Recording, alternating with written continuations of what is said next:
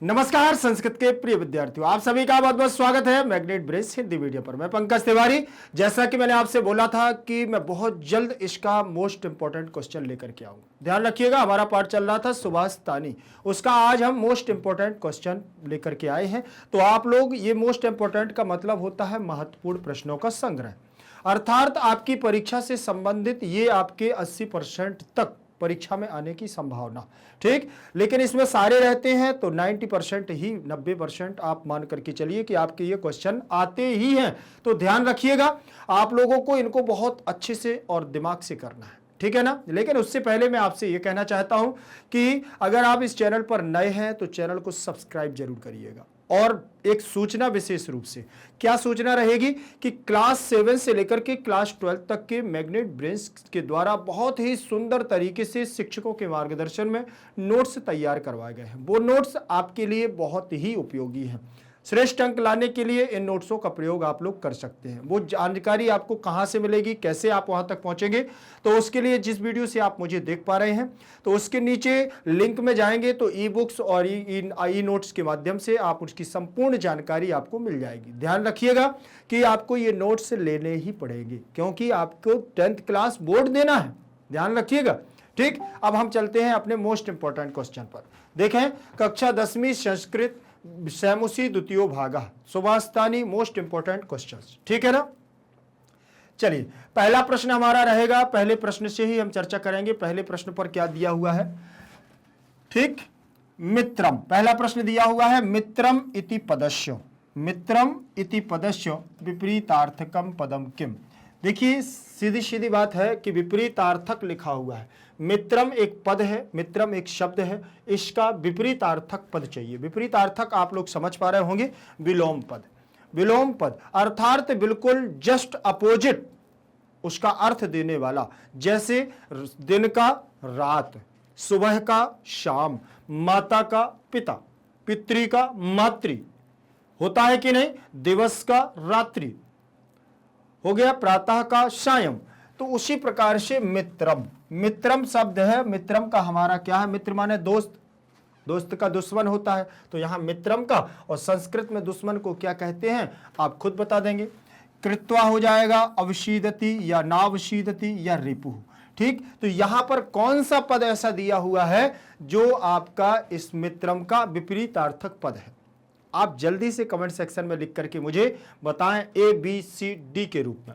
ध्यान रखिएगा। और हाँ, वीडियो आप लोगों को अच्छा लगता है तो लाइक जरूर कर दीजिएगा, ठीक है ना। वीडियो अगर आपको अच्छा लगता है तो लाइक जरूर कर दीजिएगा, क्योंकि लाइक करने से ये मालूम चलता है कि आप लोग इस पर क्या है, एक्टिव हैं, ठीक। चलिए, तो मित्रम का आपको विपरीतार्थक पद मिलेगा और मित्रम का विपरीतार्थक पद होगा रिपु। रिपु का मतलब क्या होता है, शत्रु। रिपु का मतलब शत्रु। चलिए आगे चलेंगे प्रश्न क्रमांक दूसरे पर। प्रश्न क्रमांक दूसरा दिया हुआ है हमारा यम। प्रश्न क्रमांक दूसरा दिया हुआ है यम इति सर्वनाम पदम कस्मै प्रयुक्तम। यम इति सर्वनाम पदम कस्मै प्रयुक्तम। यम शब्द है जो सर्वनाम है, ठीक है ना। यत के रूप चलते हैं, यत के, और यत के रूप चलते हैं यह, यम, एन,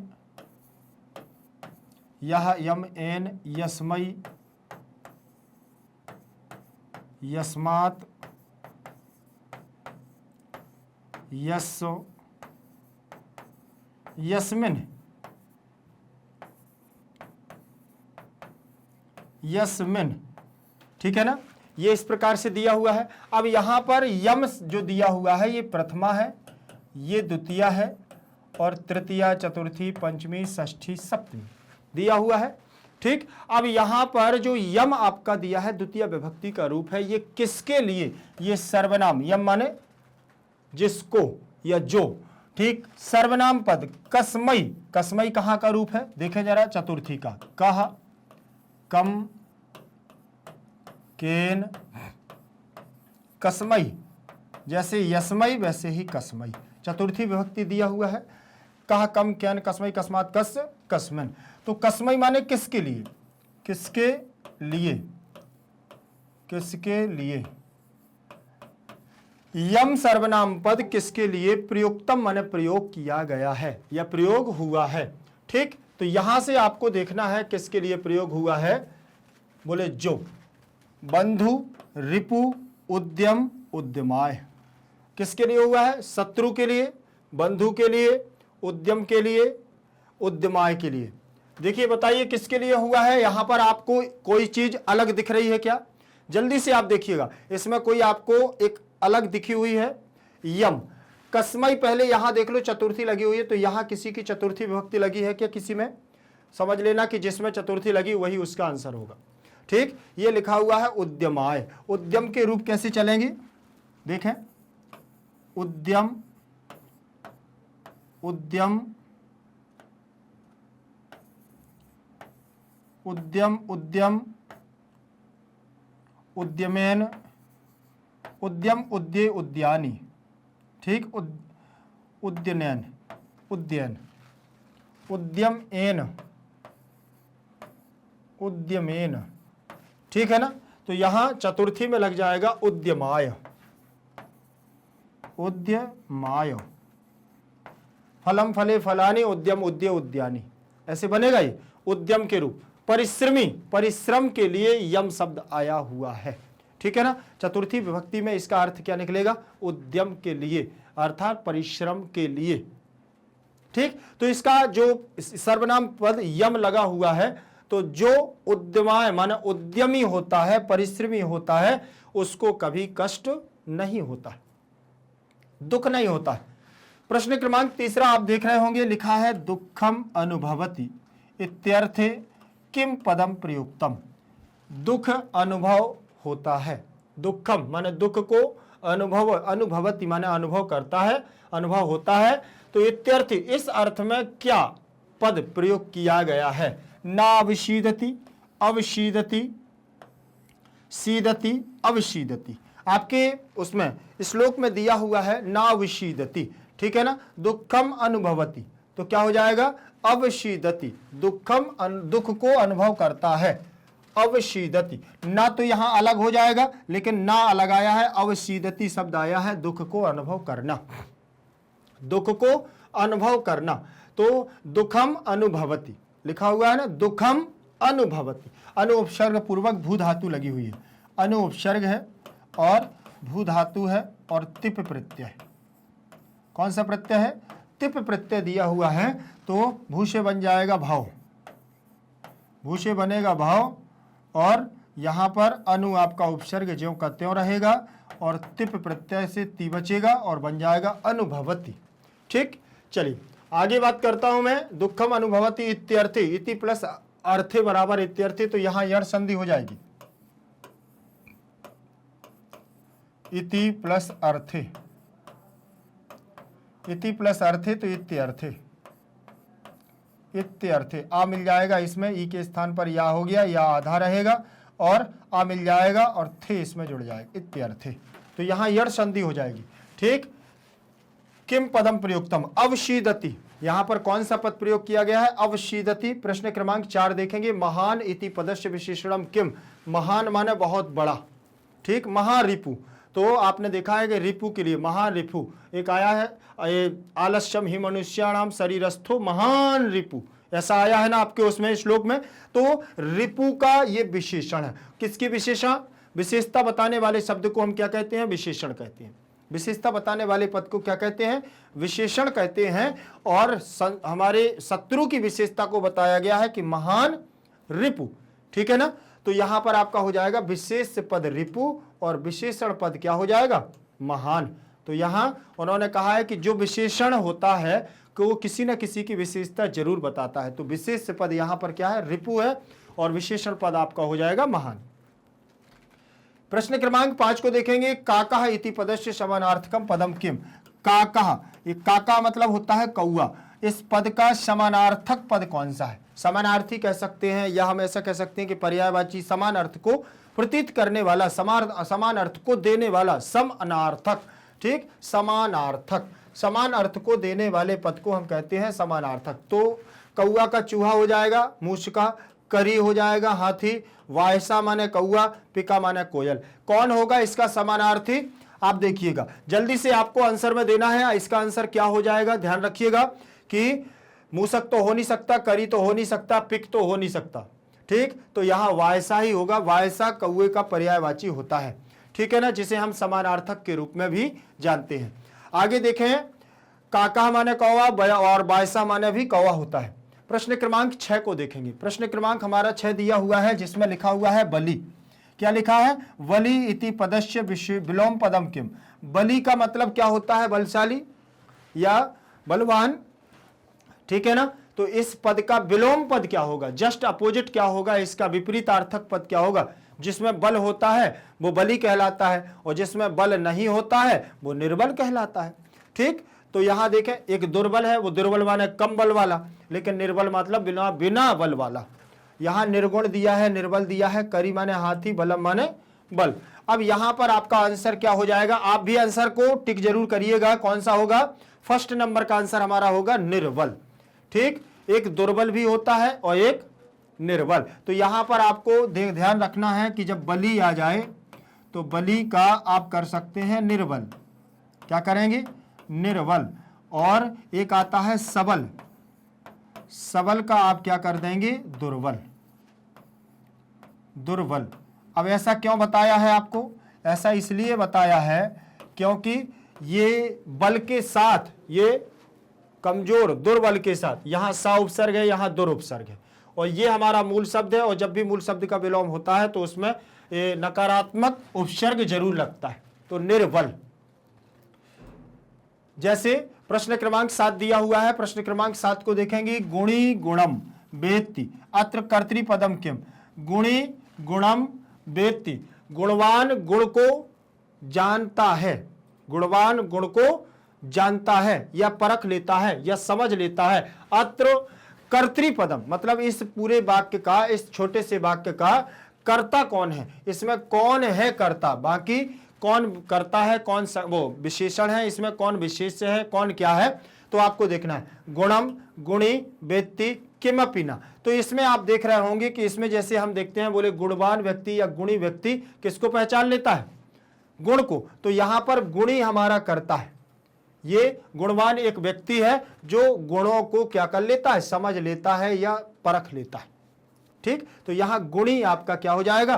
कर्तृपद हो जाएगा, जिसे हम कर्ता के रूप में जानते हैं। अर्थात ये यहां वाक्य का मुख्य सार है। ये वाक्य का क्या हो गया है? यहां सार हो गया है। और इस वाक्य को सार में इसका हो जाएगा गुणी। ध्यान रखिएगा, इसका कर्ता कौन हो जाएगा? गुणी हो जाएगा। आगे देखेंगे प्रश्न क्रमांक 8। प्रश्न क्रमांक 8 को देखें, लिखा हुआ है सिंहस्य बलम खाली स्थान वेत्ति। ठीक, अत्र रिक्त स्थान पूर्ति ही कुरुत। अर्थात उन्होंने ये कहा है कि यहां पर सिंह के बल को, सिंह के बल को, शेर के बल को कौन पहचान सकता है? सिंहस्य बलम खाली स्थान करी सरकरी चा मुस्का वायसा। कौन? शेर के बल को खाली स्थान वेत्ति, अत्र रिक्त स्थान की। सिंहस्य बलम करी वेत्ति। ठीक, करी च सिंहस्य बलम बलम मूषकः वेत्ति। बताएं जल्दी से कौन हो जाएगा? करी, हाथी। करी का मतलब हाथी होता है।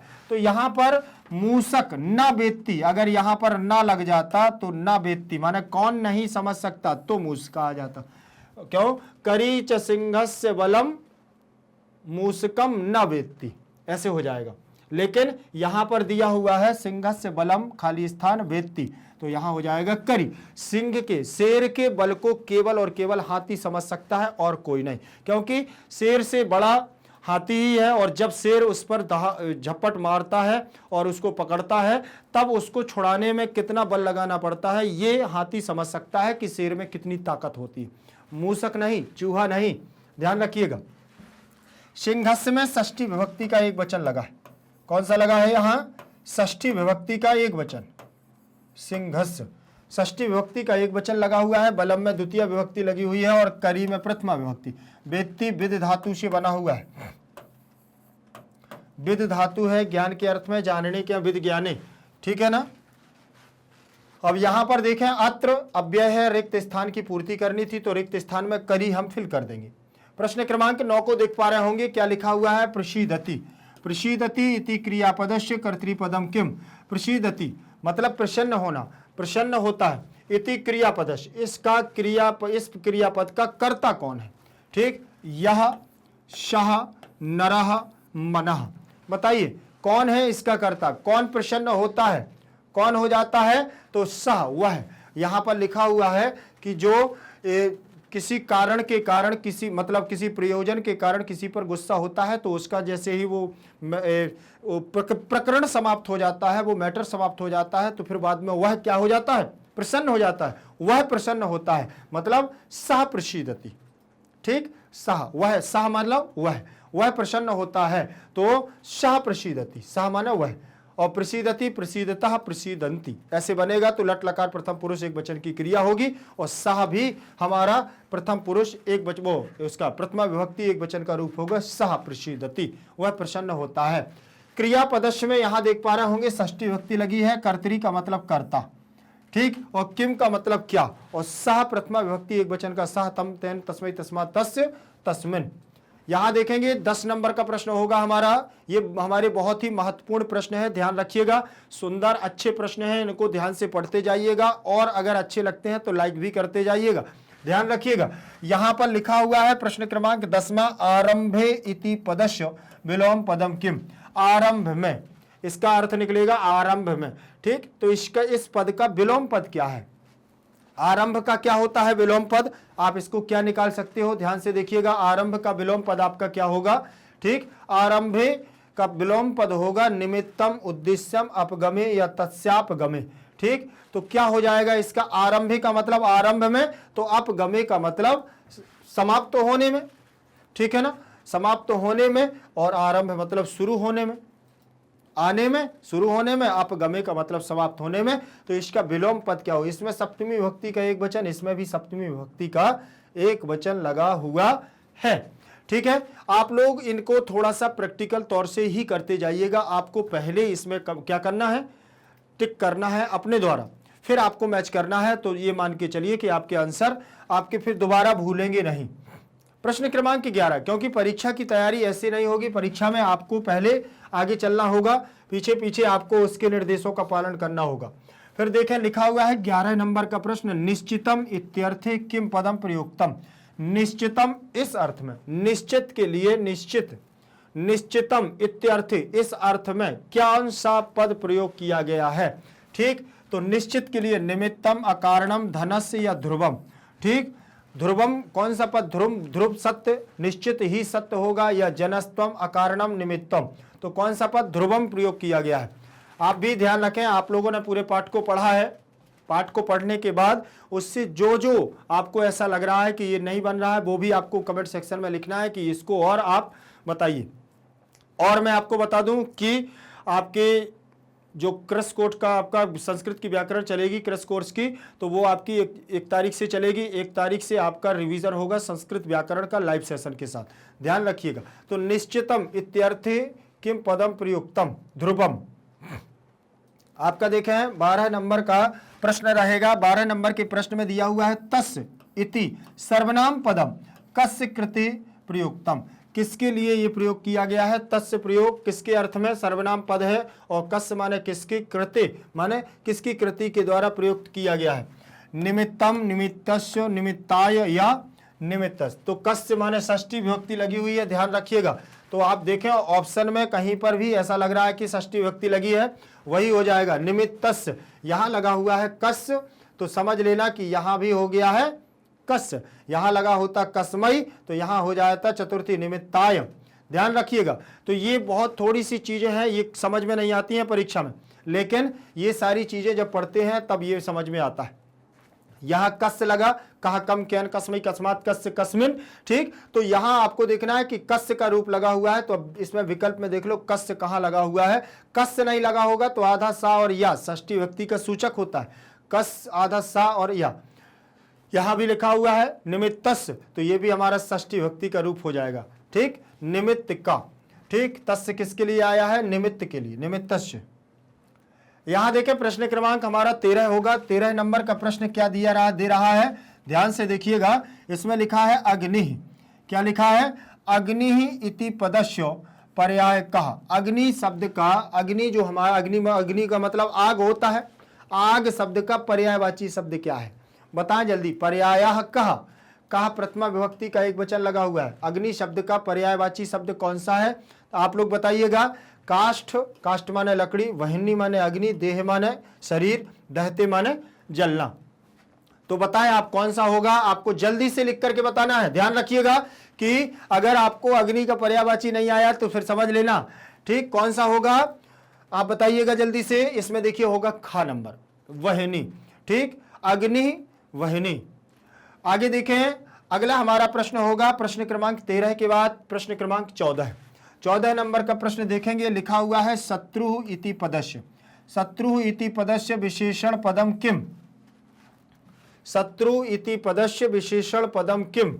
शत्रु इस पद का विशेषण पद क्या है? शत्रु की विशेषता बताने वाला शब्द कैसा है? प्रथमा, देहस्थितः, क्रोधः, नराणाम, ठीक। तो देखो दो जगह शत्रु के लिए आया है। एक तो आया है महान रिपु शत्रु और एक आया है कि प्रथमा शत्रु। प्रथम शत्रु है क्रोध और महान शत्रु है हमारा कौन? आलस्य। तो ध्यान रखिएगा इसमें कौन सा हो जाएगा? शत्रु के लिए कौन सा विशेषण आया है? प्रथमा। प्रथम शत्रु है हमारा क्रोध। और मनुष्य के शरीर में अगर क्रोध रहता है वो प्रथम शत्रु ऐसा है कि जिस प्रकार से एक लकड़ी में आग लग जाने पर धीरे धीरे वह लकड़ी जल जाती है, धीरे धीरे जलती है, एकदम से नहीं जलती। उसी प्रकार से मनुष्य के शरीर में अगर क्रोध रहता है तो धीरे धीरे वह जलता रहता है, जलता रहता है, जलता रहता है। अनावश्यक क्रोध करने वाला, ठीक। कि चाहे जब 24 घंटे क्रोध में रहना तो वो धीरे धीरे अंदर से जलता रहेगा, जलता रहेगा। एक दिन उसका शरीर नष्ट हो जाएगा, जलता रहेगा लकड़ी की भांति। तो शत्रु एक पद है, उसका विशेषण पद है जो विशेषता बताने वाला। शत्रु कैसा? बोले प्रथमा, प्रथम शत्रु। प्रश्न क्रमांक 15 नंबर का देखेंगे जिसमें लिखा हुआ है सा एव वहनी दहते शरीरम। सा एव वहनी दहते शरीरम अत्र क्रिया पदम किम? अब देखना यहां पर सा माने वह अग्नि, वहनी माने अग्नि, वह अग्नि ही दहते शरीरम, शरीर को क्या करता है? जलाता है।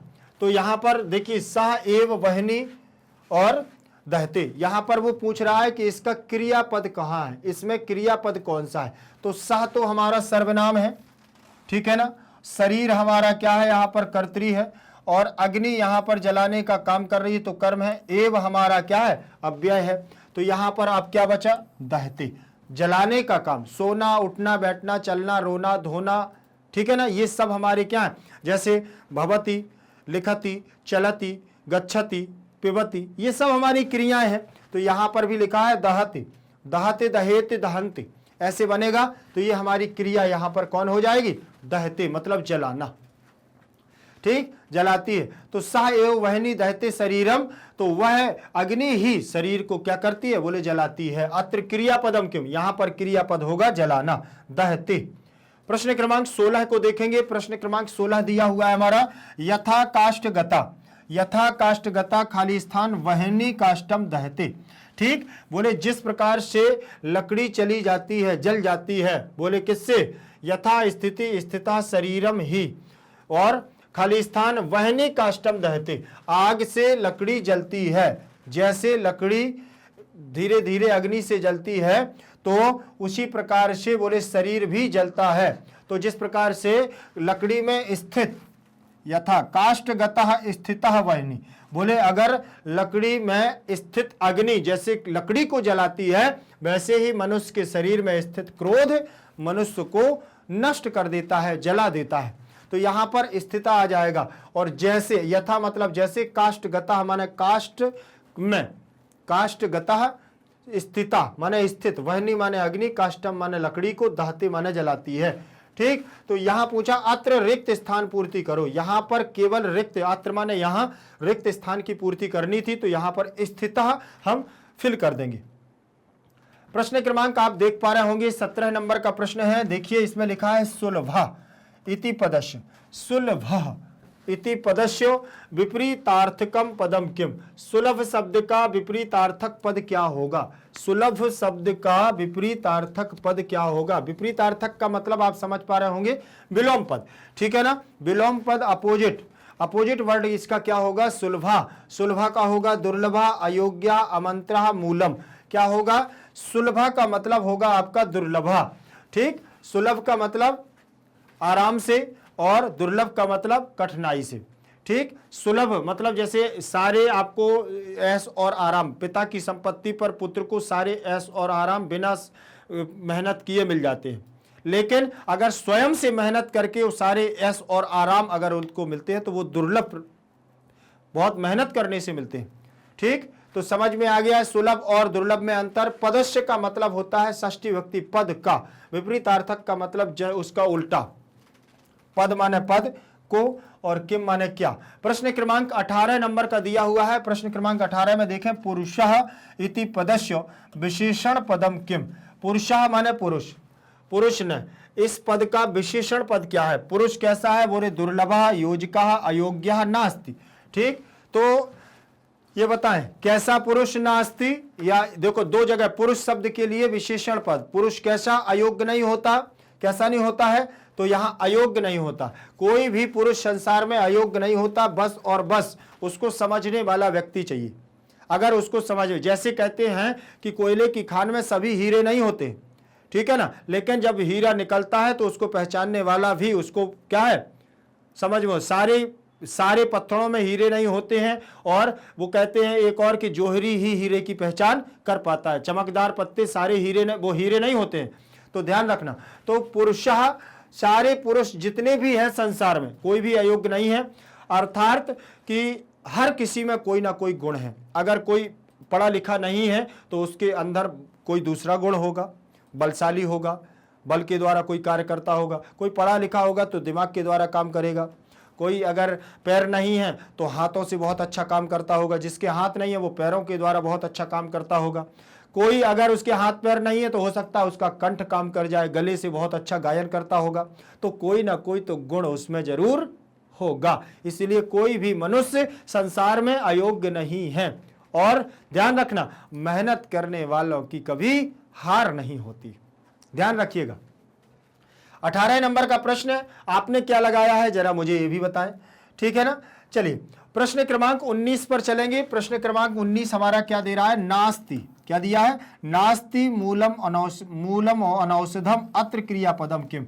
नहीं है मूलम अनौषधम, अर्थात कोई भी जड़, मूलम माने जड़, अनौषधम बिना औषधि के नहीं होती है। अत्र क्रियापदम किम। ठीक, यहां पर क्रियापद कौन सा है? ठीक, न अस्ति मूलम अनौषधम। अस्ति, तो यहां अस्ति ही होगा क्योंकि अस धातु है। ठीक, तो ये हमारी यहां पर क्रियापद हो जाएगा। न अस्ति मूलम अनौषधम, न अलग हो जाएगा, अस्ति अलग हो जाएगा, मूलम अलग हो जाएगा, अनौषधम औषधि। बोले संसार में कोई भी ऐसा वृक्ष नहीं है जिसकी जड़ में कुछ ना कुछ औषधि ना हो। पहले प्राचीन काल में जितनी भी औषधि बनाई जाती थी सब किसी न किसी पेड़, पत्ती, फल, फूल इनसे बनाई जाती थी। प्रत्येक पेड़ की जड़ में कुछ ना कुछ औषधि जरूर होती है। जिस प्रकार से संसार में प्रत्येक व्यक्ति में कुछ ना कुछ गुण जरूर होता है। ध्यान रखिएगा, सभी पेड़ों को हम फालतू पेड़ नहीं कह सकते हैं, ध्यान रखना, क्योंकि लेकिन पहचानते नहीं है तो फालतू कहेंगे। लेकिन ध्यान रखना कि कोई भी वृक्ष, कोई भी तना, कोई भी पौधा अगर लगा हुआ है तो उसकी जड़ में कुछ ना कुछ तो गुण होगा, वो चाहे कोई भी गुण हो, अच्छा हो या बुरा। ठीक, नीम की पत्ती कड़वी होती है कि ना, वही मीठी नीम आ जाती है तो मीठी होती है, वो हम भोजन में डालते हैं, लेकिन उस नीम की पत्ती को हम भोजन में नहीं डालते हैं। लेकिन वो नीम की पत्ती भले कड़वी है लेकिन उसका प्रयोग गेहूं में डालने के लिए करते हैं, कीड़े नहीं पड़ते हैं जहां पर उसकी पत्तियों को रख दिया जाता है। उससे अगर धुआं कर दिया जाए तो मच्छरों का ज्यादा प्रकोप नहीं होता है। तो क्या है, तो ये कहीं ना कहीं उसमें गुण है। तो हर एक पौधे पत्तियों में क्या है? गुण है। 19 नंबर के बाद प्रश्न क्रमांक रहेगा हमारा 20। लिखा हुआ है अधोभागम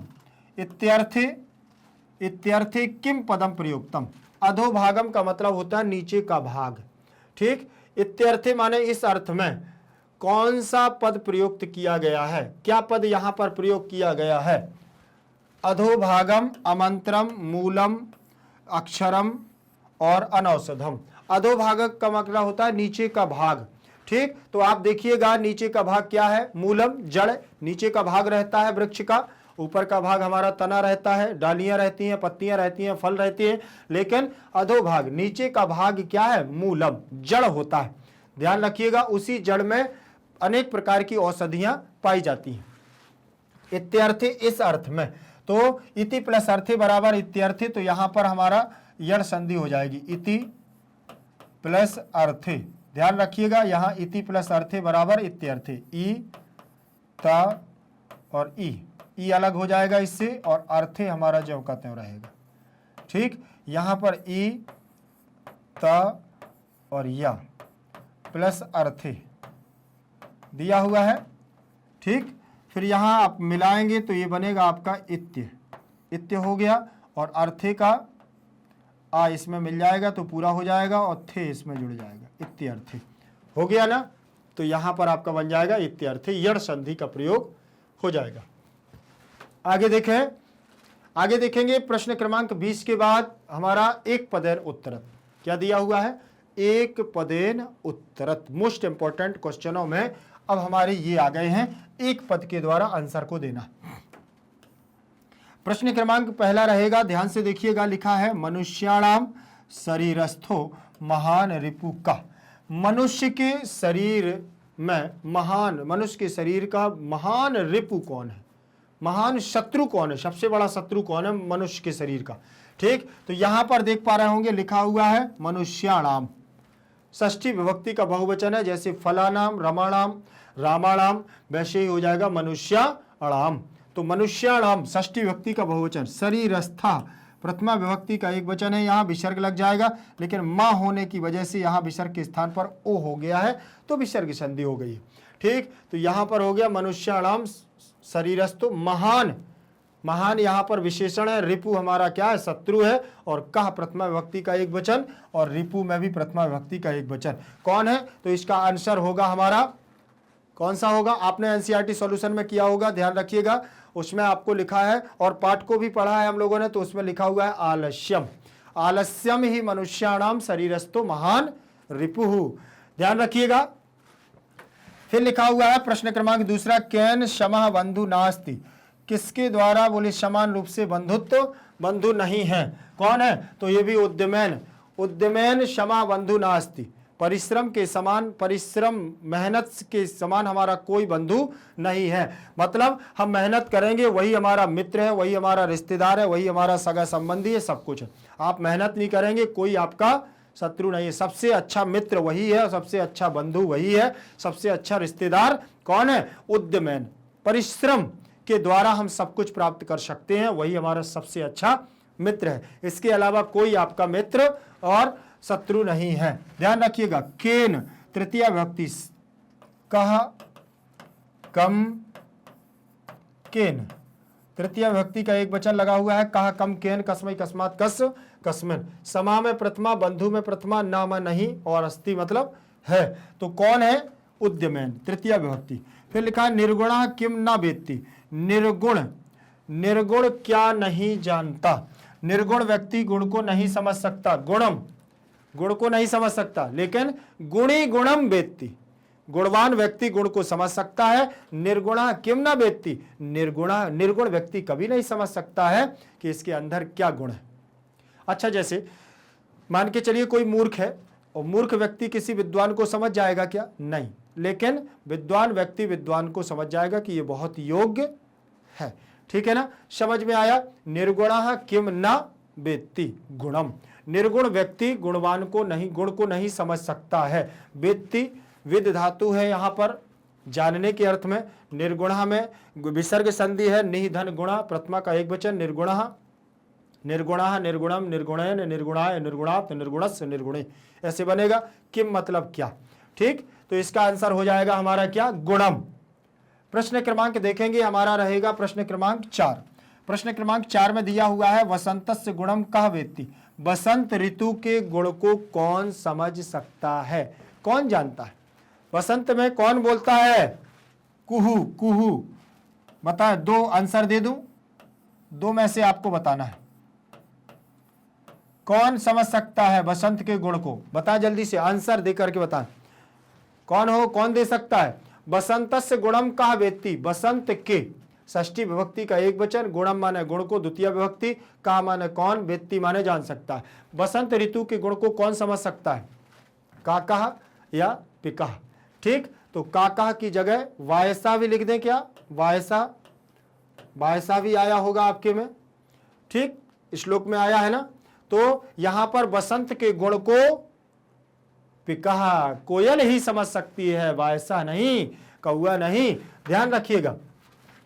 फिर लिखा हुआ है आपका प्रश्न क्रमांक 5। प्रश्न क्रमांक 5 में देखेंगे क्या लिखा है, नरः किम उद्देश्य प्रकुप्यति।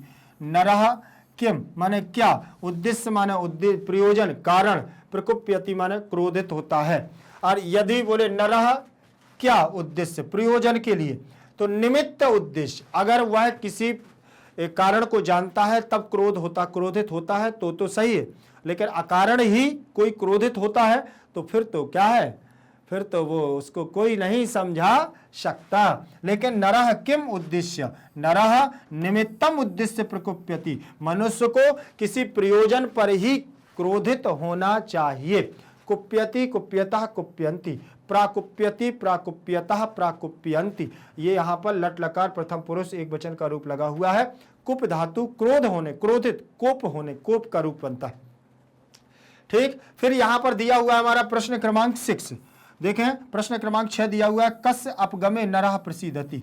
ठीक, किसके चले जाने पर, नरः माने आदमी, प्रसीदति माने प्रसन्न होता है, किसके चले जाने पर, अर्थात जो कारण उसने देखा है और वो निमित्त है, वो निमित्त कारण को जिसने पहचान लिया और फिर उसके बाद वो समाप्त हो जाता है कारण, तो समझ लेना कि वो फिर व्यक्ति वो क्या है, प्रसन्न हो जाता है। क्योंकि व्यक्ति दो प्रकार के होते हैं, एक आपका अकारण, मतलब बिना किसी कारण के क्या करता है, क्रोधित होता है, बिना किसी कारण के अकारण ही क्रोधित होता रहता है। उसने देखा नहीं कि सामने वाले को क्या है, क्रोधित हो गया, सामने वाले को देखा क्रोधित हो गया, तो वो उसने कोई मतलब भी नहीं है फिर भी गुस्से में हो गया, तो वो अकारण है। ऐसे व्यक्ति का कोई उपाय नहीं है। लेकिन जो किसी कारण के कारण अगर कोई गलतियां होती हैं तभी क्रोधित होते हैं, तो ऐसे व्यक्ति कारण के चले जाने पर, वो समय निकल जाए उस समय गुस्सा होंगे, फिर क्या हो जाते हैं, प्रसीदति माने प्रसन्न हो जाते हैं। तो प्रसीदति प्रसीदतः प्रसीदन्ति बनेगा, यहां लट लकार प्रथम पुरुष एक वचन करो, प्रसीदन्ति। फिर दिया हुआ है हमारा प्रश्न क्रमांक 6 के बाद प्रश्न क्रमांक 7 दिया हुआ है, ध्यान से देखें। इसमें लिखा है क्रोधा कस्य नाशम करोति, क्रोधा कस्य नाशम करोति, क्रोध किसका नाश करता है, क्रोध किसका नाश करता है। क्रोधा में प्रथमा का एक वचन और कस्य में षष्ठी विभक्ति का एक वचन, कहा कम कैन कस्मई कस्मात कस्य कस्मिन।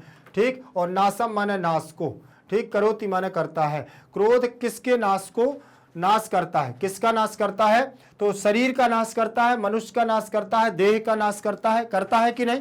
क्यों, क्योंकि क्रोध अगर आप अकारण ही उसको लिए बैठे हैं और आप अंदर आपके क्रोध पल रहा है धीरे धीरे, तो ये मान के चलना कि आपका क्रोध क्या है, समाप्त नहीं होगा, आपके शरीर को समाप्त कर देगा क्रोध। ध्यान रखिएगा, तो देहस्य, कस्य की जगह देहस्य हो जाएगा, षष्ठी विभक्ति का एक वचन रूप लग जाएगा। ठीक है, तो यहां पर क्या हो गया है, देहस्य। क्रोध किसका नाश करता है, शरीर का नाश कर देता है। फिर इसके बाद लग रहा है आपको, देखें प्रश्न क्रमांक 8 दिया हुआ है। प्रश्न क्रमांक 8 में देखें, क्रोधा केसाम प्रथमा शत्रु अस्ति, क्रोध किसका, किनका प्रथम शत्रु है, किसका प्रथम शत्रु है, मनुष्याणाम प्रथम शत्रु की नराणाम प्रथम शत्रु, नराणाम, मनुष्य और नर एक ही है, ध्यान रखिएगा। ठीक, यहां पर लिखा क्रोधा प्रथमा विभक्ति का एक वचन, केसाम षष्ठी विभक्ति का बहुवचन लगा हुआ, षष्ठी विभक्ति का बहुवचन कैसे बनेगा, के कान कई केभ्य केभ्य केसाम केसु। आपने देखा बहुवचनांत रूप में बनेगा के कान कई केभ्य केभ्य, के कान कई केभ्य केभ्य केसाम केसु दिया हुआ है। तो केसाम षष्ठी विभक्ति का बहुवचन हो जाएगा। प्रथमा में प्रथम विभक्ति लगी जाएगी और प्रथमा और शत्रु में प्रथमा विभक्ति अस्ति मतलब है, तो किसका, नराणाम, नराणाम में षष्ठी विभक्ति का बहुवचन लगा हुआ है, ध्यान रखें, नराणाम, तो केसाम नराणाम। फिर दिया हुआ है अनऔषधम किम नास्ति, बिना औषधि के क्या नहीं है, तो इसमें हो जाएगा मूलम, मतलब कोई भी जड़ बिना औषधि के नहीं है। ध्यान रखिएगा, कोई भी, और मूल माने जड़, कोई भी जड़ क्या है, बिना औषधि के नहीं है। अनऔषधम न अस्ति, और अनऔषधम का मतलब बिना औषधि के, बिना औषधि के कोई भी मूल नहीं है, जड़ नहीं है, कोई भी वृक्ष की जड़ नहीं है। ध्यान रखना, अनऔषधम, समझ रहे ना, औषधि अनौषधि ऐसे बनेगा, औषधम अनऔषधम ऐसे बनेगा। तो संसार के जितने भी वृक्ष हैं उनमें कोई ना कोई गुण जरूर पाया जाता है। यहां पर आपने देखा है प्रश्न क्रमांक आपका 9 हो गया। प्रश्न क्रमांक 9 के बाद आप देखेंगे प्रश्न क्रमांक हमारा 10 होगा। 10 नंबर का प्रश्न है, लिखा हुआ है इसमें, अक्षरम कीदृशम नास्ति। अक्षरम, एक हमारा जो अक्षर है, अक्षर किस प्रकार का नहीं है, नहीं है। अक्षर किस प्रकार का नहीं है, कोई भी अक्षर ऐसा नहीं है जो जिसमें कोई मंत्र निहित ना हो। अमंत्रम नास्ति, बिना मंत्र के कोई भी, ध्यान रख लेना, कोई भी मंत्र, वो कोई भी अक्षर हमारा बिना मंत्र का नहीं होता, उसमें कोई ना कोई ज्ञान होता है। आ है तो आ का अपना महत्व है, बड़ा आ है तो बड़ा आ का अपना महत्व, का है, पा है, रा है, सा है, तो प्रत्येक अक्षर का कोई ना कोई एक अपना महत्व होता है। आगे देखेंगे, इसके बाद हमारे होंगे पूर्ण वाक्य। पहला वाक्य हमारा पहला प्रश्न होगा, ध्यान से देखिएगा। पहले प्रश्न में क्या दिया हुआ है, कम कृत्वा, क्या दिया हुआ है, कम कृत्वा नरा न अवशीदति, मतलब किसको, का, कम, कैन, देखें तो यहां हो जाएगा कम कृत्वा, क्या करके, नर न अवशीदति, नहीं दुखित होता है। तो निश्चित है कि उद्यम या परिश्रम करके मनुष्य कभी भी दुखी नहीं रहता। उद्यमी पुरुष या परिश्रमी पुरुष कभी भी क्या नहीं रहता है, दुखी नहीं रहता है। ध्यान रख लेना। तो उद्यमम परिश्रमम, दोनों में से कोई एक लिख सकते हैं, उद्यमम या परिश्रमम, कृत्वा माने करके, परिश्रम करके मेहनत करने वाला पुरुष, नरह माने पुरुष, न माने नहीं, अवसीदति माने दुखित रहता है, कभी भी दुखी नहीं रहता है। ऐसे पुरुष हमेशा हमेशा क्या रहते हैं, प्रसन्न रहते हैं। ध्यान रखिएगा। फिर दिया हुआ है हमारा अगला प्रश्न, यहां पर क्री धातु को देख लेना है, ये कृत्वा प्रत्यय लगा हुआ है, क्री धातु में कित्वा प्रत्यय लगा हुआ है, कित्वा प्रत्यय, तो क्री धातु और कित्वा प्रत्यय में का की संज्ञा हो जाएगी, त्वा शेष रहेगा, तो यहां बन जाएगा आपका कृत्वा, बन जाएगा करके, ऐसा अर्थ निकलेगा। अवशीदति, अवशीदतः, अवशीदंती, ऐसे हमारा रूप बन जाएगा। फिर इसके बाद प्रश्न क्रमांक दूसरा दिया है, सिंहस्य बलम कह वेत्ति, सिंह के बल को कौन जान सकता है। सिंह आपके इसमें महत्वपूर्ण प्रश्नों में, उसमें बहुविकल्पीय प्रश्नों में भी आया हुआ है। ठीक, मोस्ट इंपोर्टेंट क्वेश्चन में जो आपके विकल्प थे उसमें भी ये प्रश्न आया है, सिंहस्य बलम कह वेत्ति, शेर के बल को कौन समझ सकता है। उसमें 4 ऑप्शन थे, इसमें कोई ऑप्शन नहीं है। कौन समझ सकता है, तो शेर के बल को हाथी ही समझ सकता है और कोई नहीं। तो इसमें भी देख लें, सिंहस्य बलम करी या गजह वेत्ति, गजह मतलब हाथी और करी मतलब हाथी, दोनों आपको ध्यान रखना है, करी और गजह ध्यान रखना। ये पर्यायवाची भी मिलते जाते हैं। उद्यम नहीं आपको समझ में आ रहा है तो आप परिश्रमम लिख सकते हो, यहां आपको करी समझ में नहीं आ रहा है तो गजा लिख सकते हो कि नहीं। सिंहस्य बलम करी गजा वेत्ति, शेर के बल को कौन समझ सकता है, हाथी समझ सकता है। सिंहस्य में षष्ठी व्यक्ति, बलम में द्वितीय व्यक्ति, का में प्रथमा व्यक्ति, वेत्ति में लट लकार प्रथम पुरुष एक वचन करो। ठीक, फिर यहाँ वही चीज है, षष्ठी व्यक्ति एक वचन, द्वितीय व्यक्ति एक वचन, करी में प्रथमा व्यक्ति एक वचन और वेत्ति में प्रथमा व्यक्ति एक वचन और गजा में प्रथमा व्यक्ति एक वचन। की दृश्यम नरम जना न परितोष्यसि, कि किस प्रकार के व्यक्ति, देखें किस प्रकार के व्यक्ति परितोष्यति, ठीक, जो नष्ट होते हैं या दुखी रहते हैं, किस प्रकार के व्यक्ति, जिनको कोई नहीं समझा सकता है। देखें, यस्य मनः अकारणं द्वेषी अस्ति तम नरम जन्म न परितोष्यति, ठीक, जो व्यक्ति अकारण ही क्रोधित होता है और ऐसे मनुष्य को कोई भी मनुष्य नहीं समझा सकता है, ऐसे मनुष्य को, ऐसे नर को कोई भी मनुष्य नहीं समझा सकता है या संतोष कर सकता है, उसको कोई भी समझा नहीं सकता है। तो की दृश्यमम बोले नरम, द्वितीय व्यक्ति नर को, जन्म माने जन आदमी, ना माने नहीं, परितोष्यति माने समझाना, कोई भी दूसरा उसको समझा नहीं सकेगा। यस्य मनः अकारणद्वेषी, जिसका मन अकारण ही द्वेष रखता हो, अकारण ही क्रोधित रहता हो। मैंने अभी जैसे कि बताया ना कि जब देखा नहीं, किसी को देखा क्रोधित हो गए, वही है अकारण द्वेषी अस्ति, ऐसे मनुष्य को कोई समझा नहीं सकता। प्रश्न क्रमांक तीसरे के बाद आप देखेंगे प्रश्न क्रमांक हमारा रहेगा 4। ठीक, चौथे नंबर का प्रश्न देखेंगे, इसमें क्या दिया हुआ है हमारा, शरीरस्थः, क्या लिखा, शरीरस्थः क्रोधः शरीरम कथम दह्यते। शरीर में स्थित क्रोध शरीर को कैसे जलाता है। ठीक, कैसे जलाता है, जैसे लकड़ी को अग्नि जलाती है। शरीरस्था क्रोधा काष्ठगता स्थिता वह्नि इव शरीरम दह्यते। शरीर में स्थित क्रोध लकड़ी में स्थित अग्नि के समान शरीर को जलाता है। ठीक, तो यहां देखें, शरीरस्था में प्रथमा विभक्ति का एक वचन, क्रोधा में प्रथमा का एक वचन, शरीरम में द्वितीय विभक्ति को, कथम माने कैसे, दहते दहेते दहंते, ऐसे बनेगा। तो यहां दह धातु है और यू अब यहां पर बनाया शरीरस्था क्रोधा काष्ठगता स्थित, बोले शरीर में स्थित क्रोध लकड़ी में स्थित अग्नि के समान शरीर को जलाता है। जैसे एक अग्नि लकड़ी में लग जाती है तो धीरे धीरे लकड़ी जल जाती है, वैसे यही शरीर में अगर क्रोध स्थित है तो समझ लेना कि धीरे धीरे शरीर भी आपका, देह भी नष्ट हो जाएगा। फिर इसमें लिखा है अयोग्य का नास्ति, अयोग्य कौन नहीं है, तो निश्चित है कि कोई भी पुरुष अयोग्य नहीं है। प्रत्येक मन पुरुष में कोई ना कोई गुण जरूर होता है। अयोग्य में प्रथमा विभक्ति का एक वचन रूप लगा हुआ है, कहा में प्रथमा विभक्ति का एक वचन, ना अस्ति, ना प्लस अस्ति बराबर नास्ति, तो यहां पर दीर्घ संधि लगी हुई है। अयोग्य पुरुषः न अस्ति, कोई भी अयोग्य पुरुष नहीं है। ध्यान रखिएगा, कोई भी अयोग्य पुरुष नहीं है। प्रश्न निर्माण करने में आपके ये प्रश्न रहेंगे, इनको प्रश्न निर्माण करना है, ध्यान से देखिएगा। प्रश्न क्रमांक पहला दिया हुआ है आपका, प्रश्न क्रमांक पहले में दिया मृगाः मृगई सह अनुव्रजन्ति। ठीक, तो मृगा माने हिरण, हिरण हिरणों के साथ ही अनुव्रजन्ति माने मित्रता रखता है या अनुगमन करता है या उनके साथ रहता है। आपने देखा है ना, मृग का मित्र होता है, घोड़े के साथ रहते हैं, घोड़े की दोस्ती करते हैं, और मूर्ख की दोस्ती करते हैं, और विद्वानों की मित्रता करते हैं। ध्यान रखें, वही हमारा श्लोक है ये।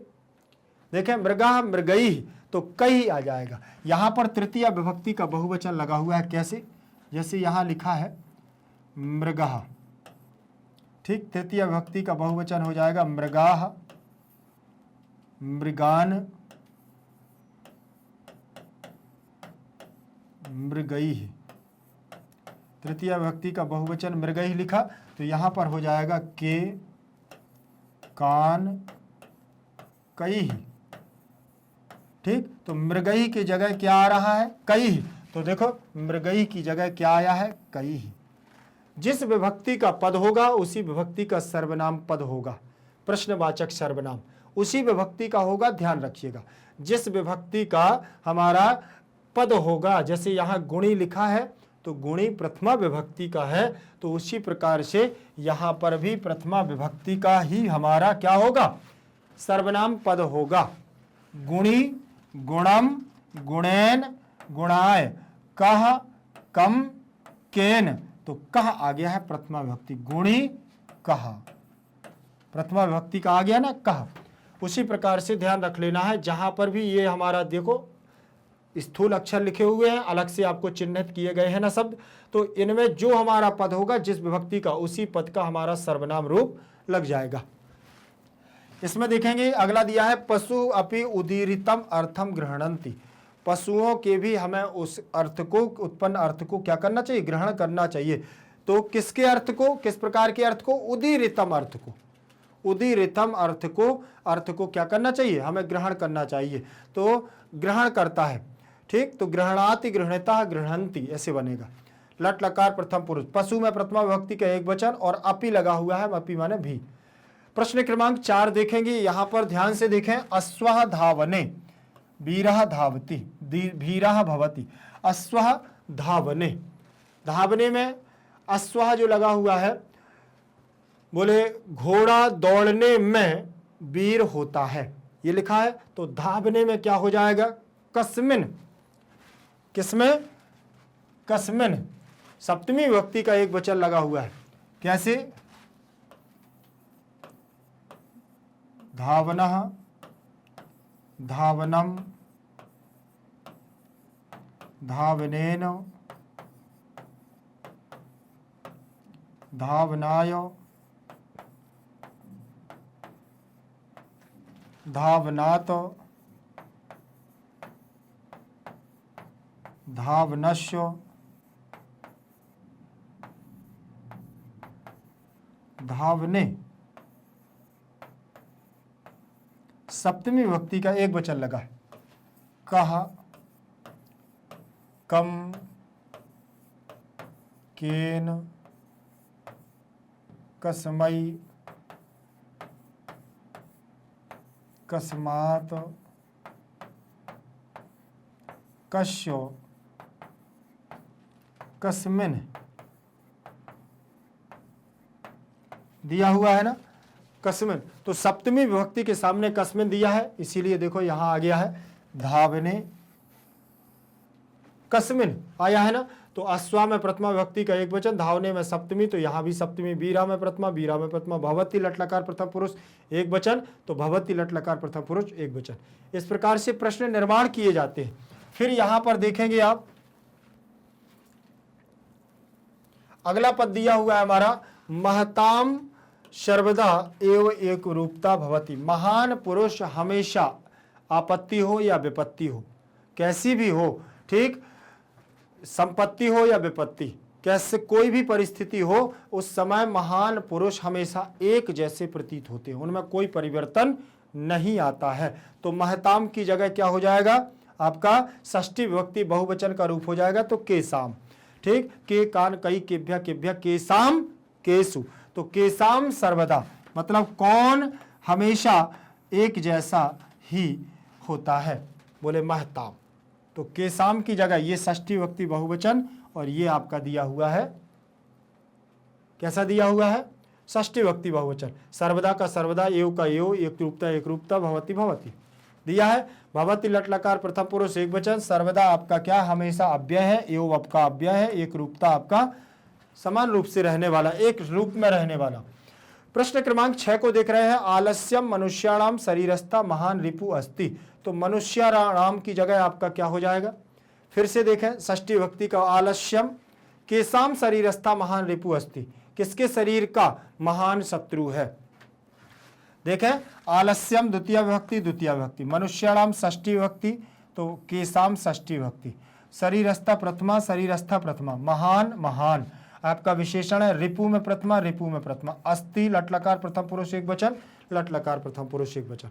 समान रूप से प्रश्न का निर्माण करना है, तो आपको मनुष्य की रूप आप जैसे ही लिखेंगे यहां पर, तो आपको मिलेगा क्या? मनुष्यः, बहुवचन के रूप देखेंगे, मनुष्याः, मनुष्यान्, मनुष्यैः, मनुष्यैः, मनुष्येभ्यः, मनुष्येभ्यः, मनुष्याणाम, मनुष्याणाम, यहां बनेगा आपका मनुष्येषु, मनुष्येषु, मनुष्येषु। तो यहां पर बन जाएगा आपका के, कान, कई, केभ्या, केसाम, केभ्या केभ्या, केसाम, केसु। देखे जरा, यहां पर मनुष्याणाम, यहां पर भी आपका केसाम, तो षष्ठी विभक्ति। अब ये आपको भूलने नहीं चाहिए, ध्यान रखिएगा।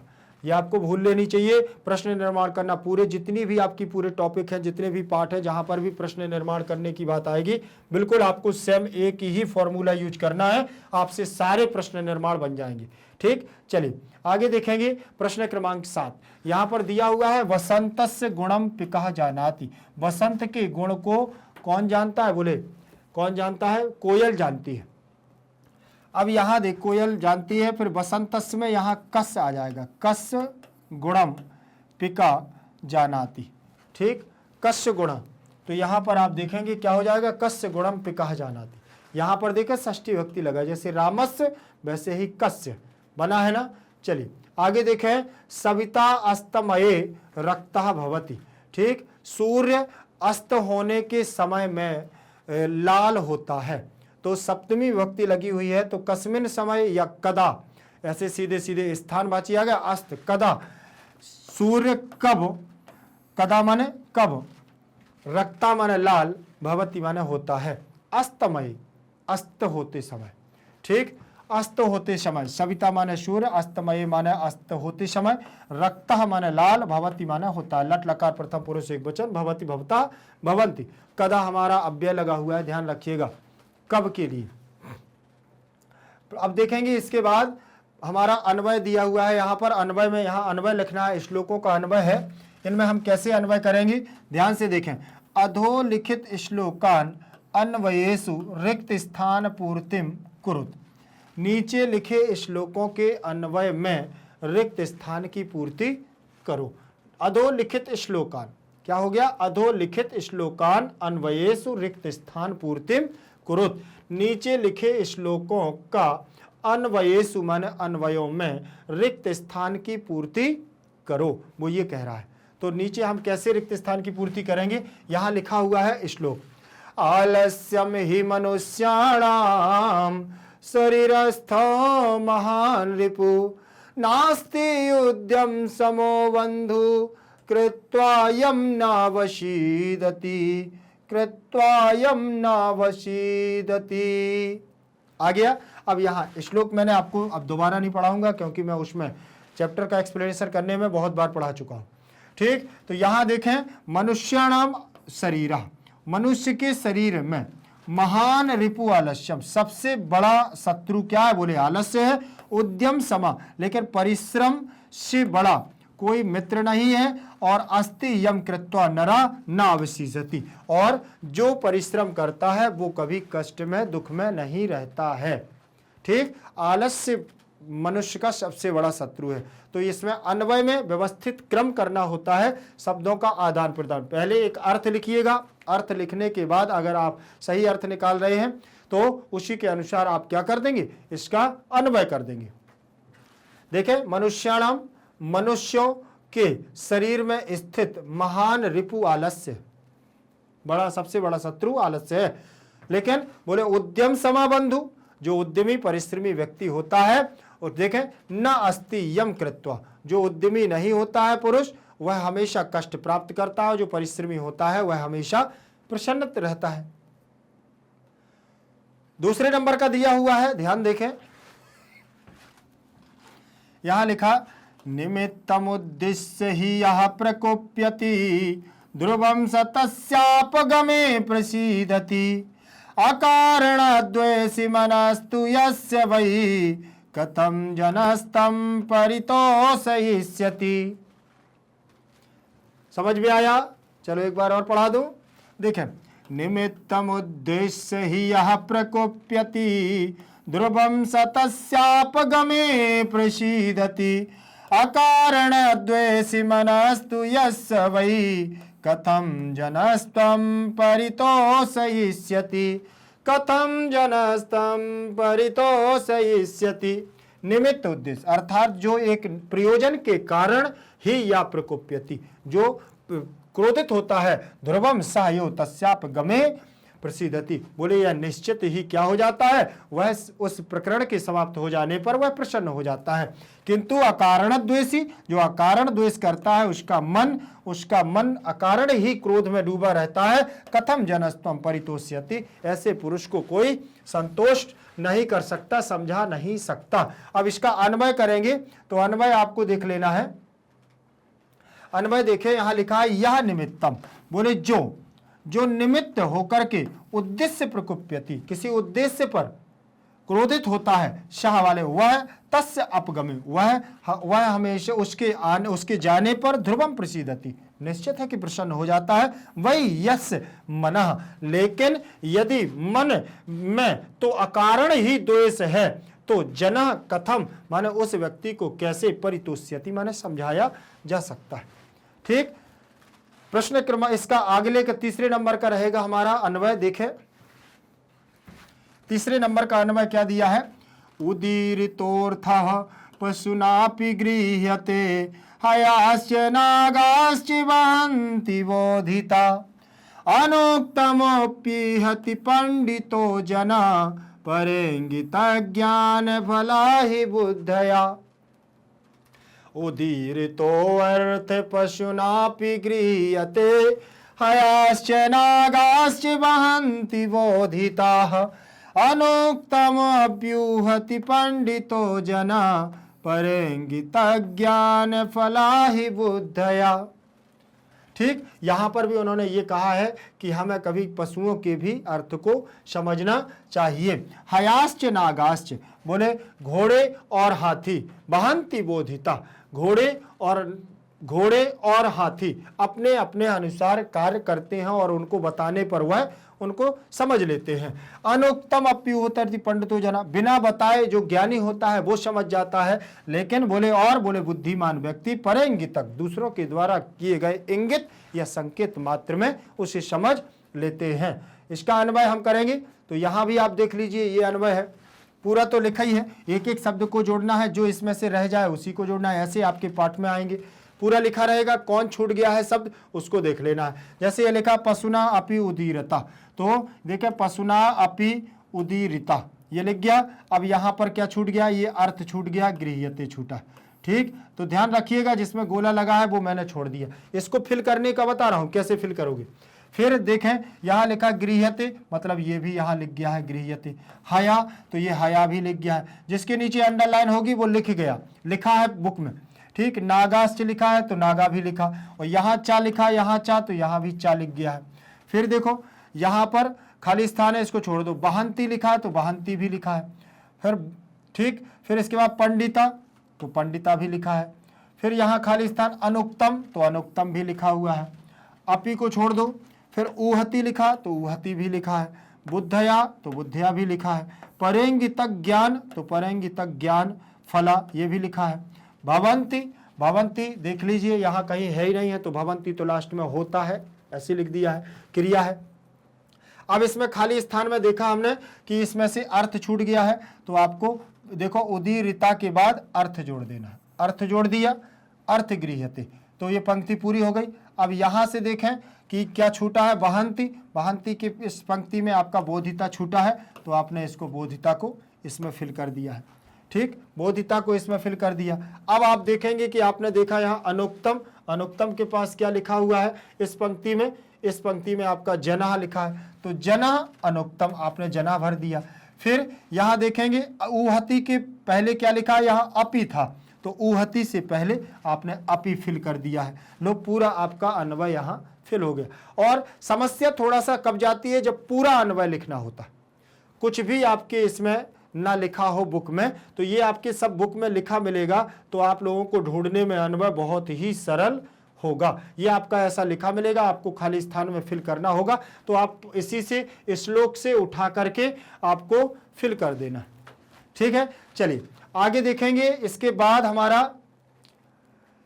प्रश्न, हमारा ये इसमें मंत्र, अगला हमारा श्लोक रहेगा चौथे नंबर का, इसमें भी अन्वय ही हमें फिल करना है। ध्यान देखें, लिखा है अमंत्रमक्षरम नास्ति नास्ति मूलमनौषधम अयोग्यः पुरुषा नास्ति योजकस्तत्र दुर्लभः।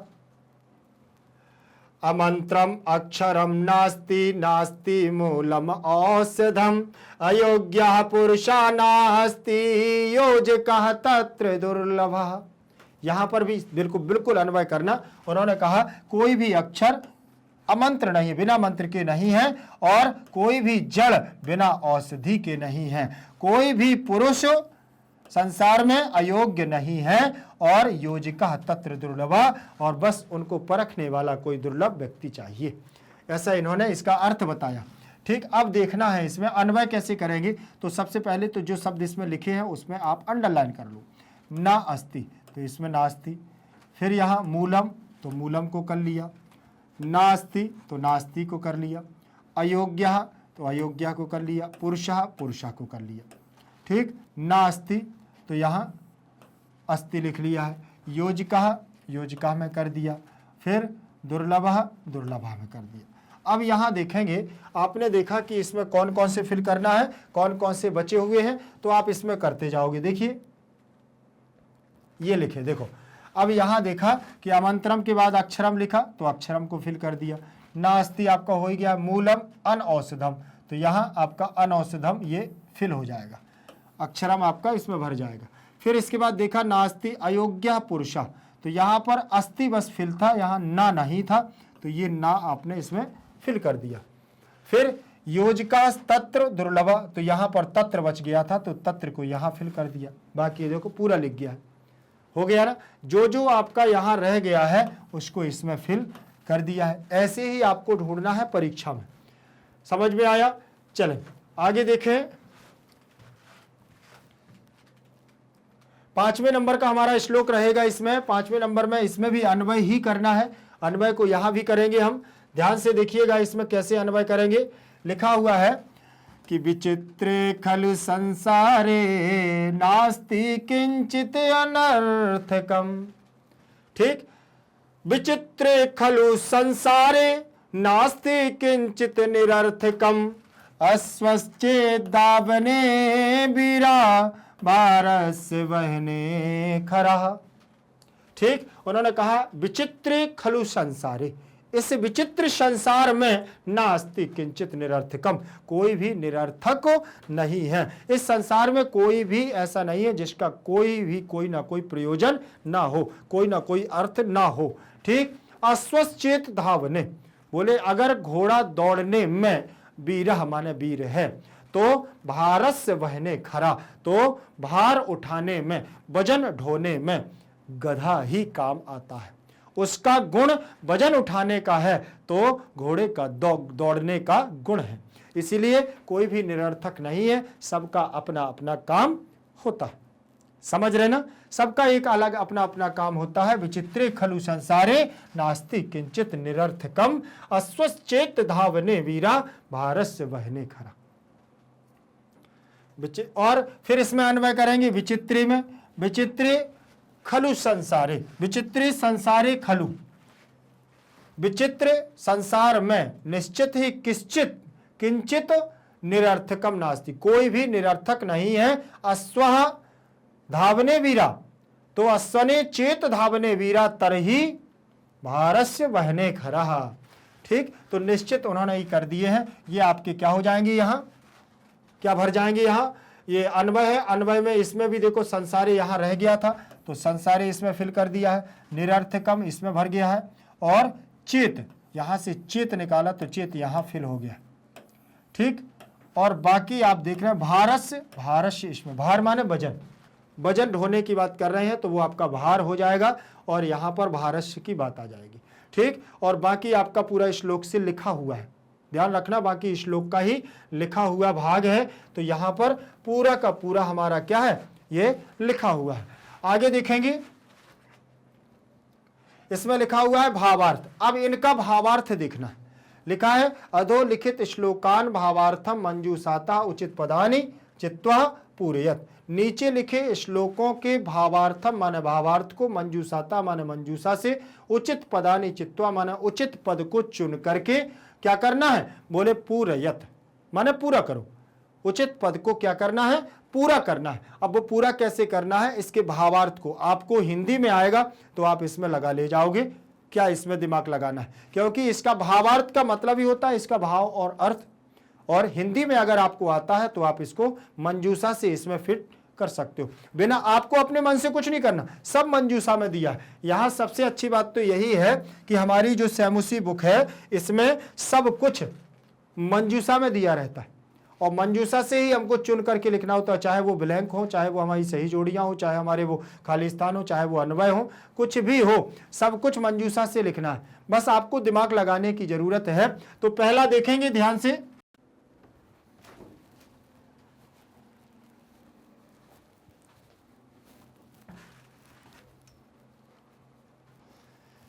देखिए पहला जिसमें लिखा हुआ है आपका कि निमित्तम उद्देश्य ही यह प्रकोप्यति ध्रुवम सतस्यापगमे प्रसीदति।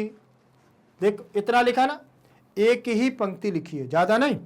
निमित्तम उद्देश्य ही यह प्रकोप्यति ध्रुवम सतस्यापगमे प्रसीदति। अब अर्थ क्या है? निमित्त उद्देश्य को लेकर के जो क्रोध किया जाता है और जब वह प्रकरण समाप्त हो जाता है तो व्यक्ति क्या हो जाता है? निश्चित ही वह प्रसन्न हो जाता है। नरस्य क्रोधस्य किमपि, नर का क्रोध, मनुष्य का क्रोध का कोई भी, बोले क्या भी, ठीक, खाली स्थान भवति यदि तस्य कारणस, क्या होता है? भूत्वा निवारणाय क्रोधा कारणम, कारणम भवति। नरस्य क्रोधस्य किमपि कारणम भवति यदि तस् कारणस्य एव निवारणाय भवति तदैव क्रोधः स्वयमेव शांत्यति भूत्वा सः प्रसीदति। तो पहले में आ जाएगा कारणम, ठीक, और दूसरे में आ जाएगा आपका क्या कि तस्य कारणस्य भवति एव निवारणम भवति, निवारणम भवति, तो तब भवति तदैव, तदैव क्रोधः स्वयमेव भूत्वा साम्यति भूत्वा। इसका मतलब समझ गए ना? जब मनुष्य का क्रोध किसी कारण से होता है तो उस कारण के समाप्त हो जाने पर या निवारण हो जाने पर तदैव माने उसका क्रोध स्वयमेव मतलब अपने मन से साम्यति माने शांत, हुत्वा माने होकर के चा प्रसीदति और वह प्रसन्न हो जाता है। ठीक, तो यहां पर आपने देख लिया ये चार कैसे फिल करने थे। देखें, कारणम, निवारणम, क्रोधा और भूत्वा, ऐसे आपको भी फिल करना। अगर आपको अर्थ आ रहा है तो अर्थ से आप सब कुछ क्या कर सकते हैं? भर सकते हैं। अर्थ के द्वारा आप इसमें फिल कर सकते हैं। तो बहुत सारी विभक्तियां हैं, जैसे इसमें षष्ठी का एक वचन, षष्ठी का एक वचन, और ये जब अर्थ आएगा तो अर्थ से आपको संस्कृत बनाने में ज़्यादा कठिनाई नहीं होगी, ज़्यादा परेशानी नहीं होगी। ध्यान रखना, परेशानी तो देखो थोड़ा थोड़ा तो होती है। क्यों? क्योंकि जब तक अगर जड़ से मूल रूप से हम लोग नहीं समझ पा रहे हैं तब तक हमें भावार्थ बनाने में थोड़ा सा कठिनाई होगी, लेकिन इतनी भी कठिनाई नहीं होगी। दूसरा देखें, दूसरा दिया हुआ है परेंगित ज्ञान फला ही बोधया। परेंगितक, दूसरों के द्वारा संकेत मात्र के द्वारा ही बुद्धिमान व्यक्ति उसको समझ लेते हैं।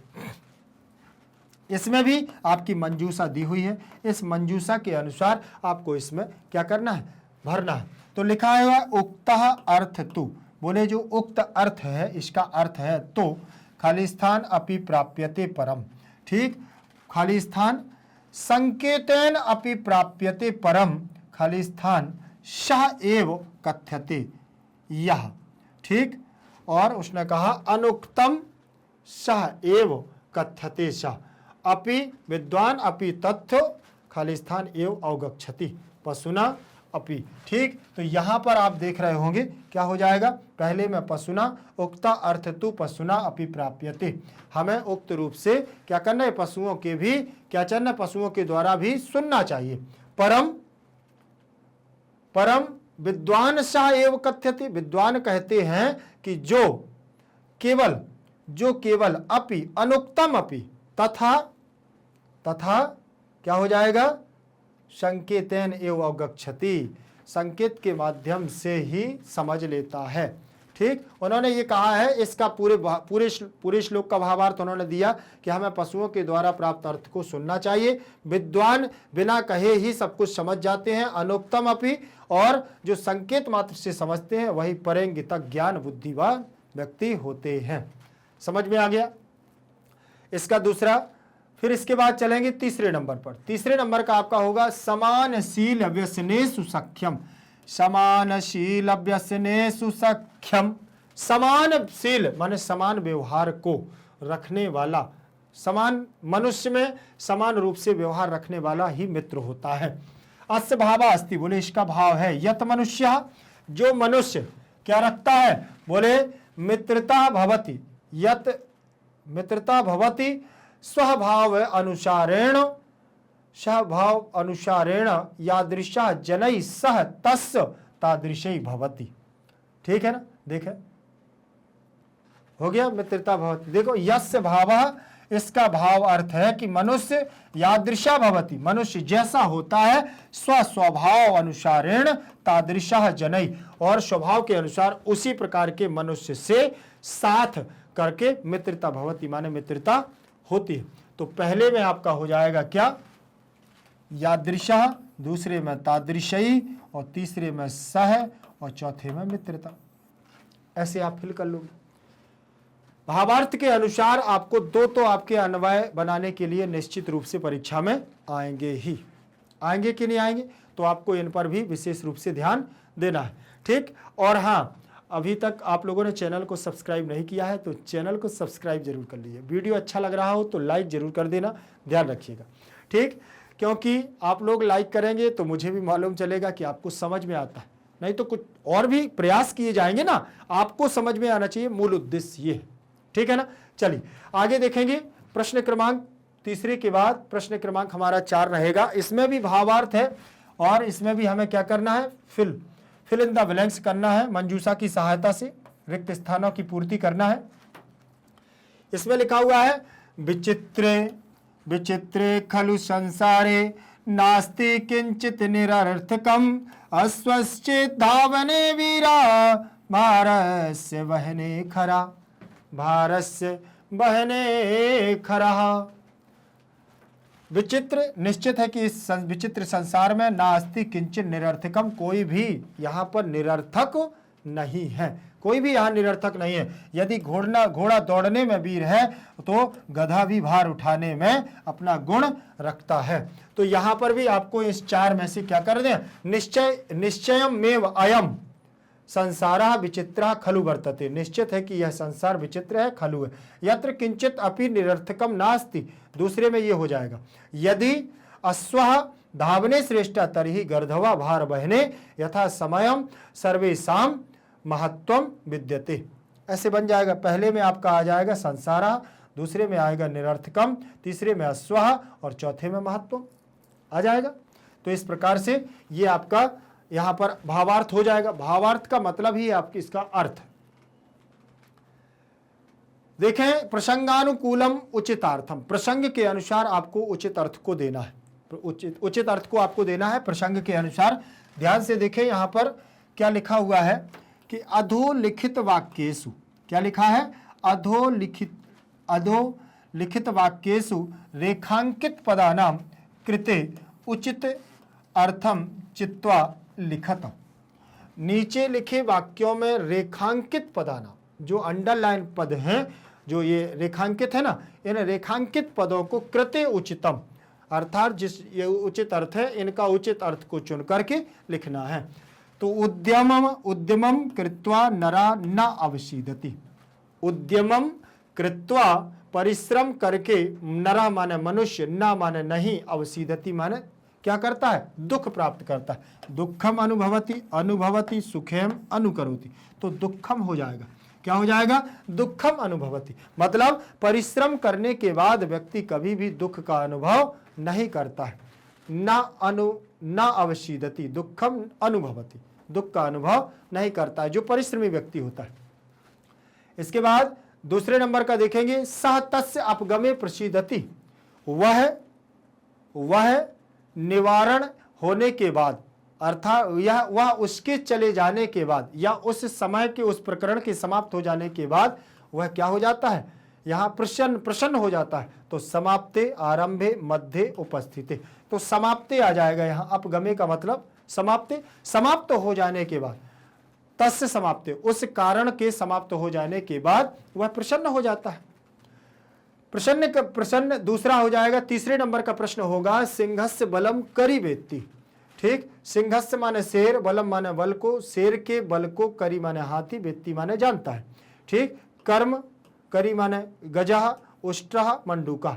करी का मतलब यहां क्या आ जाएगा, आप जरा आंसर देंगे क्या, बोलेंगे क्या आप, जरा इसका आंसर देंगे। करी का गजा, हाथी। करी का मतलब क्या हो जाएगा, हाथी। इसका उचित अर्थ देना है, सही अर्थ क्या होगा इसका।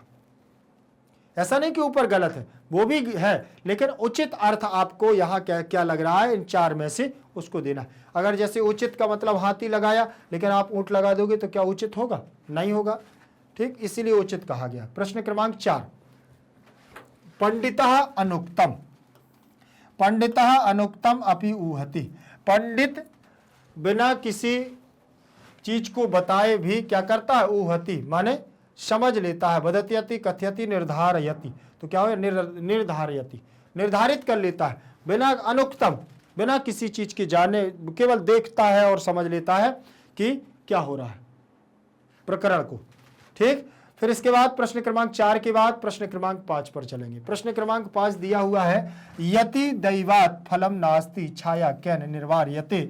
यदि भाग्य के वश से, यदि भाग्य, अगर भाग्य खराब होता है, कहते ना बोले भाग्य खराब होता है, तो यदि भाग्य वश फलम नास्ति, एक वृक्ष लगा हुआ है आपके द्वारा, उसको बहुत ही पाला पोसा गया है, बड़ा हो गया है, यदि उसमें फल नहीं भी होते हैं, आपने तो लगाया कि इसमें फल होंगे, छाया होगी, अच्छा लगेगा, लेकिन यदि भाग्यवश, यदि संयोग वश, भाग्यवश फल नहीं उसमें लगते हैं, तो छाया क्या निवार्यते, छाया तो देगा ना, कि छाया भी नहीं देगा। फल तो किसी कारणवश नहीं लग सकते हैं, लेकिन छाया तो वो देगा ही देगा। तो यहां दैवात का मतलब क्या हो जाएगा आपका, ईश्वरात या ईश्वरस्य देवात या भाग्यात। तो भाग्यात होगा, क्योंकि भाग्यवश, नियतिवश। प्रश्न क्रमांक 5 के बाद हम चलेंगे आगे। दिया हुआ हमारा पर्याय पदानी, विलोम पदानी। पर्याय पदों को लिखना है और विलोम पदों को लिखना है। ध्यान, पर्याय पद और विलोम पद दोनों साथ में दिए हुए हैं। अधोलिखित, इसके नीचे आपके विलोम भी होंगे। तो अधोलिखित पदानाम पर्याय पदानी लिखत, यहाँ नीचे जो कुछ पद दिए हुए हैं इनके क्या करना है, पर्याय पद लिखना है। पर्याय का मतलब होता है एक जैसे अर्थ को देने वाले, उसी के समान अर्थ को देने वाले और उस अर्थ को समझने वाले पर्याय कहलाते, पर्यायवाची कहलाते हैं। ठीक है ना। तो पर्याय पद को समझने वाले पदों को हम क्या कहेंगे। देखें यहां पर लिखा हुआ है आपका, यहां पर होगा कैसे, करी दिया हुआ है अग्नि अश्वाह पंडिता, करी अग्नि अश्वाह पंडिता। तो करी का आपका क्या हो जाएगा, गजा, हाथी होगा कि नहीं होगा, हाथी भी हो जाएगा, देखो हस्ती भी हो जाएगा। और अग्नि का आपका क्या हो जाएगा, आग हो जाएगा, अनल हो जाएगा, वहनी हो जाएगा। अश्वा का मतलब तुरंगा भी हो जाएगा, घोटका भी हो जाएगा। ये तुरंग माने घोड़े, सब घोड़े हैं अश्व के पर्याय। और यहाँ है भी आया है घोड़े के लिए, बाजी भी आया है घोड़े के लिए, बहुत से आए। पंडित का मतलब विद्वान भी होता है, विशारद भी होता है, ठीक, मर्मज्ञ भी होता है किसी चीज का। तो ये शब्द हमारे क्या होते हैं, एक किसी न किसी शब्द को पर्याय समान रूप में अर्थ को देने वाले। करी का मतलब हस्ती और गजा, अग्नि का मतलब बहिनी और अनलह, अश्वा का मतलब तुरंगा और घोटका, पंडिता का मतलब विशारद भी होता है और विद्वान भी होता है। तो इस प्रकार से ये हमारे सारे पद दिए हुए हैं और ये हमारे पर्यायवाची हैं। ध्यान रखना है, ये पर्यायवाची आपको बहुत इंपॉर्टेंट है, आपके हमेशा के लिए। कभी भी आपसे कोई पूछ ले तो कम से कम बता सकते हो। ठीक, चलिए आगे देखेंगे। इसके बाद हमारा प्रश्न क्रमांक दूसरा दिया हुआ है, अधोलिखित पदानाम। क्या दिया हुआ है, अधोलिखित पदानाम विलोम पदानी मंजूषायाम दत्तेषु पदेषु चित्वा यथा समक्षम लिखत। क्या लिखा है कि अधोलिखित पदानाम, अधोलिखित पदानाम विलोम पदानी मंजूषायाम दत्तेषु पदेषु चित्वा यथा समक्षम लिखत। अधोलिखित पदानाम, नीचे लिखे पदों, नीचे लिखे पदों, पदों के विलोम पदानी माने विलोम पदों को क्या करो, मंजूषा या माने मंजूषा में, दत्तेषु माने दिए, उन दत्तेषु दिए मंजूषा में दिए पदों में चित्वा माने चुन करके यथा समक्षम जो उसके सामने जैसे उसी के सामने लिखत माने लिखो। तो यहाँ षष्ठी का बहुवचन, यहाँ द्वितीय का बहुवचन, यहाँ सप्तमी का एक वचन, यहाँ सप्तमी के बहुवचन। चित्वा में ची धातु है, चुनने के अर्थ में कित्वा प्रत्यय लगा है और लिखत लोट लकार का रूप लगा हुआ है।